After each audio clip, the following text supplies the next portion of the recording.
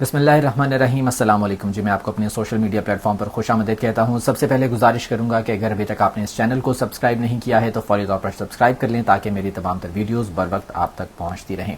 पाकिस्तान की तारीख का, पाकिस्तान की अदालती तारीख का एक और स्याह तरीन दिन रहा आज, जब 63A नजरसानी केस का फैसला दिया गया। चीफ जस्टिस काजी फायज ईसा की सरबराही में 5 रुकनी लार्जर बेंच ने यह मुत्तफिका फैसला दिया और एज पर एक्सपेक्टेशंस ये फैसला आया है। यही तवक्कुआत थी इस बेंच से। अनफॉर्चुनेटली ये बेंच देखते हुए, इसकी कॉन्स्टिट्यूशन को देखते हुए ये पता था कि इसका फैसला क्या आएगा और एज पर एक्सपेक्टेशंस वही फैसला आया है।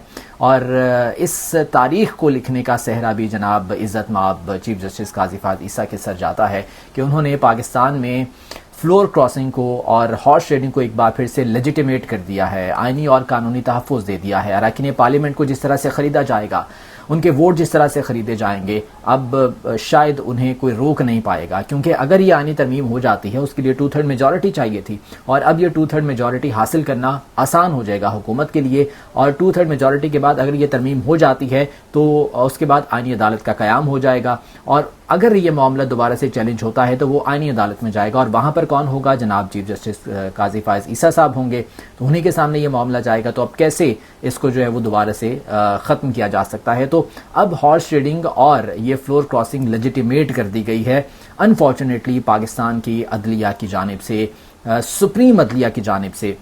और ये जनाब 5 रुकनी लार्जर बेंच ने ये फैसला दे दिया है। जब अली ज़फ़र अदालत में आज पेश हुए, वो अपने दलाल दे रहे थे और उन्होंने वहाँ पर ये बात की कि जी ये कॉन्फ्लिक्ट ऑफ इंटरेस्ट है क्योंकि इसके बेनिफिशियरी आप होंगे। चीफ जस्टिस काजी फायज ईसा को उन्होंने कहा कि इसके बेनिफिशियरी आप होंगे, ये आपके लिए कॉन्फ्लिक्ट ऑफ इंटरेस्ट है।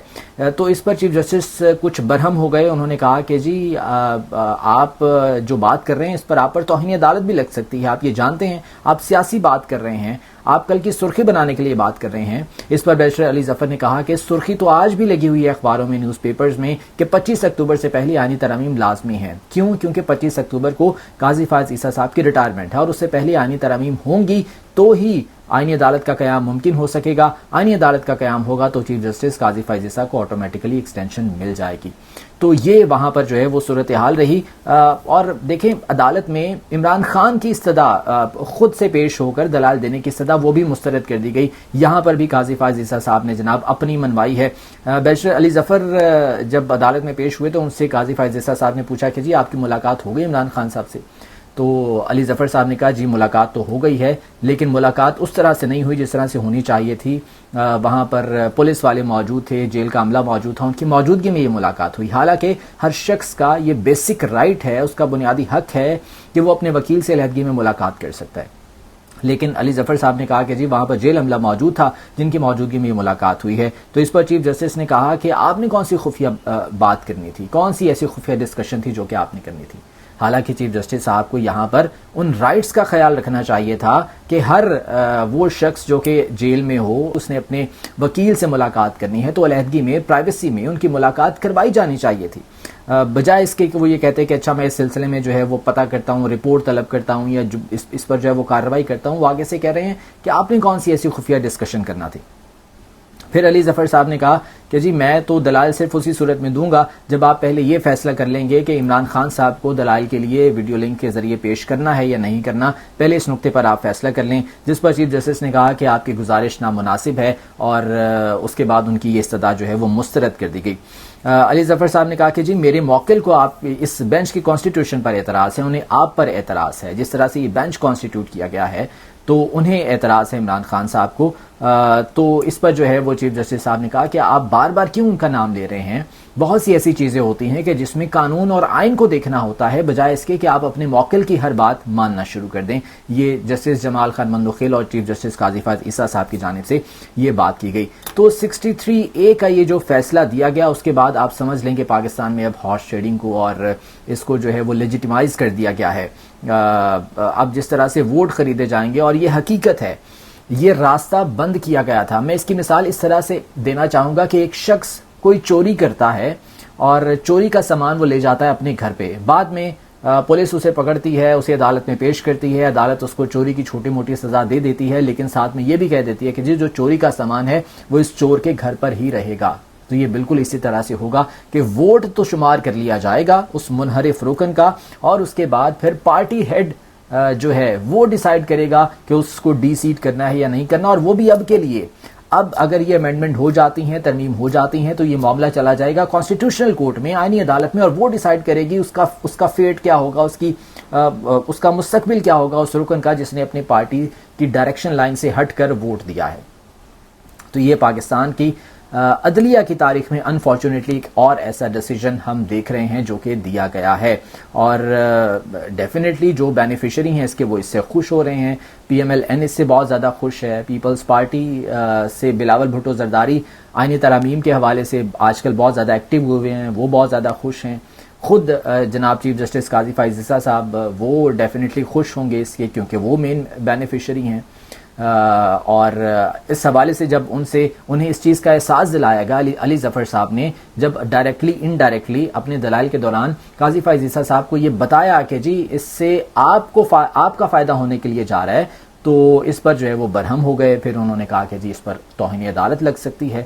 تو یہ جو ٹائمنگ ہے اس فیصلے کی وہ بہت زیادہ امپورٹنٹ ہے. اگر یہ آئینی ترامیم والا معاملہ نہ ہوتا یا چیف جسٹس قاضی فائز عیسیٰ کی ریٹائرمنٹ والا معاملہ نہ ہوتا, پھر اس طرح کا فیصلہ آتا تو شاید اس کو کچھ اور رنگ دیا جا سکتا تھا.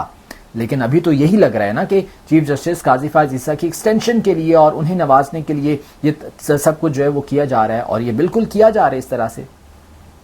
آج جناب فیصل واڈا صاحب سب کو پتا ہے کہ وہ کس کے سپوکس پرسن ہیں, وہ پریس کانفرنس کر رہے تھے اور ان سے اس بارے میں پوچھا گیا کہ جی یہ جو ترامیم آ رہی ہیں اس حوالے سے آپ کیا کہیں گے, کیا یہ ہو جائیں گی؟ تو انہوں نے آگے سے ایک بڑا زمانی سا جواب دیا. کہتے ہیں کہ 21 اکتوبر کو میری تاریخ پیدائش ہے, میری برتھ ڈے ہے, اور 21 اکتوبر کو ہم سب مل کر کیک کھائیں گے. یعنی کہ انہوں نے بتا دیا کہ 21 اکتوبر تک یہ امینڈمنٹس ہو جائیں گی. 25 اکتوبر کو قاضی فائز عیسیٰ صاحب کی ریٹائرمنٹ ہے اور 21 اکتوبر کو امینڈمنٹس ہو جائیں گی, تو آٹومیٹیکلی تمام تر معاملات سیٹل ہو جائیں گے اس حکومت کے لیے. اور جب آئینی عدالت کا قیام ہو جائے گا تو موجودہ سپریم کورٹ یہاں پھر جسٹس منصور علی شاہ آئیں یا جو بھی آئیں, پھر یہ تو ایک ٹوتھ لیس کورٹ ہوگی. سپریم تو وہ کورٹ ہوگی, کانسٹیٹیوشنل کورٹ, جہاں پر تمام تر آئینی معاملات جائیں گے. اس کے بعد اب مولانا فضل الرحمان صاحب نے بھی جناب پریس کانفرنس کی ہے, اور مولانا فضل الرحمان صاحب نے تو یہ کہہ دیا ہے کہ ہم نے جو فیصلہ آیا ہے کورٹ کا اس کو ہم قبول کرتے ہیں, اور انہوں نے کہا کہ لیکن اس فیصلے کے تابع کوئی سیل پرچیز نہیں ہونی چاہیے. لیکن اب اس سیل پرچیز کو روکا کیسے جائے گا, یہ ایک بہت بڑا سوال ہے. مولانا فضل الرحمان صاحب یہ بات تو کر رہے ہیں کہ سیل پرچیز نہیں ہونی چاہیے, لیکن سیل پرچیز کو جو روکنے کا راستہ جو ہے اس کو بند کیا گیا تھا, وہ ایک بار پھر سے اس فیصلے کے بعد کھول دیا گیا ہے. وہ کہتے ہیں مولانا صاحب کہ جی آئینی ترمیم پر ہمارا ووٹ اگر اتنا ہی ضروری ہے تو پھر ہماری بات سنیں. ڈیفینیٹلی ان کے اپنے مطالبات ہیں, ان کی اپنی ڈیمانڈز ہیں, وہ ڈیمانڈز اگر پوری ہوں گی تو پھر وہ آئینی ترمیم کے حق میں ووٹ بھی دے دیں گے.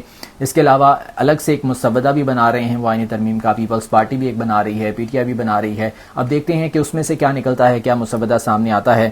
لیکن مولانا صاحب نے یہ بات ضرور کی ہے کہ جی موجودہ حالات کو دیکھتے ہوئے آئینی ترمیم کا معاملہ فی الحال مؤخر کر دیا جانا چاہیے. اس وقت اس کی ٹائمنگ ٹھیک نہیں ہے. وہی بات جو میں ابھی کچھ دیر پہلے کر رہا تھا کہ قاضی فائز عیسیٰ صاحب کے ریٹائرمنٹ کے حوالے سے جو چیزیں سامنے آ رہی ہیں تو لگ یوں رہا ہے کہ جی وہ بینیفیشری ہوں گے اس کے. تو مولانا صاحب نے بھی یہ بات کی ہے کہ اس کی ٹائمنگ ٹھیک نہیں ہے. یہ جو قانون سازی کی جا رہی ہے, یعنی ترامیم کی جا رہی ہیں, یہ کسی فرد واحد کے لیے, یہ پرسن اسپیسیفک نہیں ہونی چاہیے. اس طرح کا تاثر نہیں آنا چاہیے کہ یہ کسی ایک شخص کے لیے جو ہے وہ کی گئی ہیں. تو یہ تمام تر صورتحال ہے جی. اور پاکستان تحریک انصاف نے بہرحال اس کیس سے خود کو الگ کر لیا تھا, بائیکاٹ کر دیا تھا. علی ظفر صاحب نے اس کیس کی پیروی سے انکار کر دیا تھا. جب عمران خان کو پیش ہونے سے منع کر دیا گیا, وہ استدعا مسترد کر دی گئی, تو اس کے بعد سے یہ پاکستان تحریک انصاف کی جانب سے بائیکاٹ کر دیا گیا کیونکہ اس بینچ کی کانسٹیٹیوشن پر اعتراض تھا. تو بہرحال جاتے جاتے میں پھر یہی کہوں گا کہ یہ پاکستان کی عدلیہ کی تاریخ کا ایک سیاہ ترین دن تھا جو کہ لکھ دیا ہے جناب چیف جسٹس قاضی فائز عیسیٰ صاحب نے. اب آئینی ترامیم تو ڈیفینیٹلی ہو ہی جائیں گی, اور اس کے لیے اب سب کچھ لین دین, خرید و فروخت, ووٹ خریدنا, لالچ دینا, بریف کیس, چھنگا مانگا کی سیاست, وہ ایک بار پھر سے شروع ہونے کے لیے جا رہا ہے. آج کی ویڈیو سے مجھے اجازت دیجیے. اللہ نے کے بعد.